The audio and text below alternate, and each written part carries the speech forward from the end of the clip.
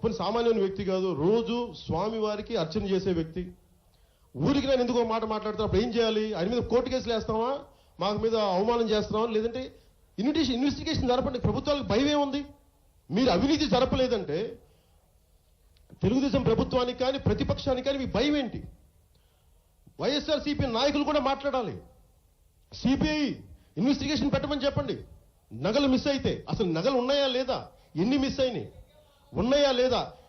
అధికారులు వైఎస్ఆర్సీపీ మాట్లాడాలి, టీడీపీ మాట్లాడాలి, భారతీయ జనతా పార్టీ కూడా మాట్లాడాలి. హిందువులు మేము అంటారు కదా, మీరు కూడా మాట్లాడాలి. అంతే, తప్పించి కూడా కుదరదు.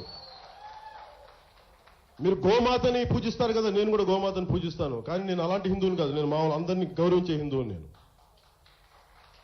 అన్ని మతాలని సమానంగా చూసుకునే హైందత్వం ఎప్పుడు ఒక మతానికి ఒక దానికి. హైందత్వం అనేది ఏంటంటే చెట్టుని పుట్టని కూడా సమానంగా గౌరవించేది, ప్రతి మతాన్ని ప్రతి కులాన్ని సమానంగా గౌరవించేది. ఇది సనాతన, ఇది మన కల్చర్. ఇది భారత సనాతన సాంప్రదాయం, మన ద్రావిడ సాంప్రదాయం, మన సనాతన దేశ సాంప్రదాయం. ఇది చెట్టుకి పుట్టకి గౌరవించడం. నేను అడిగేది ఏంటంటే, ఒక రమణ దీక్షితులు గారు లాంటి వ్యక్తి నగలు పోయినాయి అనుకుంటున్నప్పుడు భారతీయ జనతా పార్టీ బయటికి రావాలి. వాళ్ళు వెళ్ళి దాన్ని ధర్నా చేయాలి, సిబిఐ రిపోర్ట్ చేయాలి.